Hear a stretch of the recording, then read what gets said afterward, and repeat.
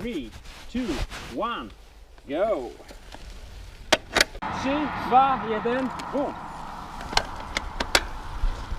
Hi friends, Danny here. Thank you for watching my videos. Don't forget to subscribe for more comparisons and reviews. Today, the Aero road bike on the stock 35mm wheels versus the endurance road bike on the super duper Aero 80mm triathlon DD Swiss wheels.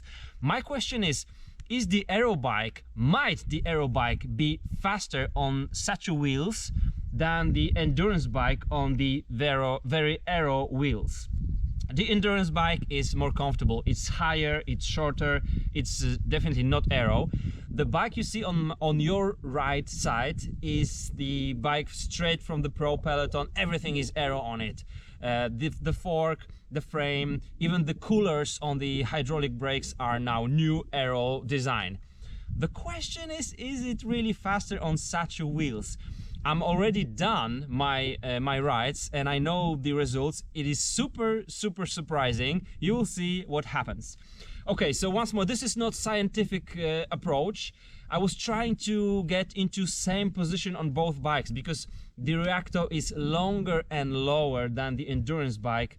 I was riding on the hoods on the endurance bike and it was like a climbing position on the racing bike, on the Aero bike. And now let's see how this thing turned out. We are putting the Favero Asioma power meter pedals on the bikes and I will try to keep 230 watts for 7 kilometers on both bikes. Here is how it went down. Actually, from the beginning of this video you can see on the left bottom corner the endurance bike on the 80mm deep wheels, and on the right bottom corner there was the Aero bike with the 34mm wheels. Just to point this out, this red bike, this is the endurance bike. It's higher, shorter, it's designed for vibration damping, for long distances. It can accommodate really wide tires. It's not made for aerodynamics. The blue one has Aero frameset, Aero fork, Aero disc brakes, Aero seat post, a little bit more Aero handlebars, but definitely the Aero position on this bike. So I'm riding in the climbing position, as I said. And to be honest, the main thing that we really felt, we both, me and my cameraman, on these bikes is that those 80mm deep wheels are a little bit more difficult to ride because we have the little bit of wind from the left side from just about now 10 o'clock. When we turn around, the wind will be coming from like 4 o'clock. So there will be some difference back and forth because we are going from A to B. At point B we are doing turnaround and then we're going back to the A on both bikes. So it only felt less stable on the red bike with the Aero wheels. I didn't feel like I was faster. I had to be more focused on what I'm doing on the bike, and yeah, the result will be really surprising. So just in the second you will see the turnaround. The videos are synchronized, so you'll be seeing exactly the difference between the red and the blue bike. That's right here. So we can see that the endurance bike on the Aero wheels is a couple of seconds behind. We can expect now that having wind from the right side from just about 4 o'clock will let my Aero wheels to shine, and yeah, they will make up some time. But how much they will make up? Well, in the second you will see my cameraman accelerating, and then at the end the finish line with again the videos synchronized.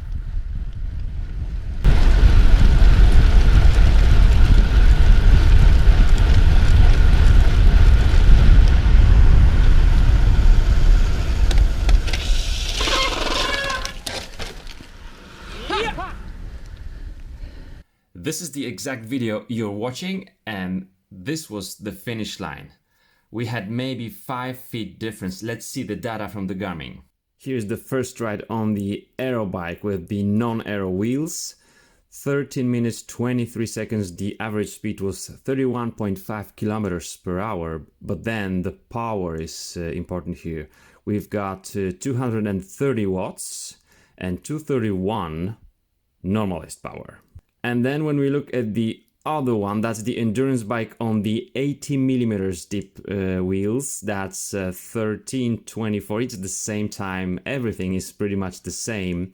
The power here was a little bit higher, 233, 234. So we can say no difference between these two. I'm not gonna just leave it like that. I'm back 2 days later with the same bike. We had two different bikes, two completely different wheel sets, same exact time.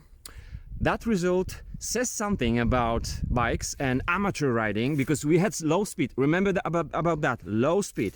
But today, same bike, same Aero bike, the newest generation of the Merida Reacto, which is being used to the great success in the pro peloton.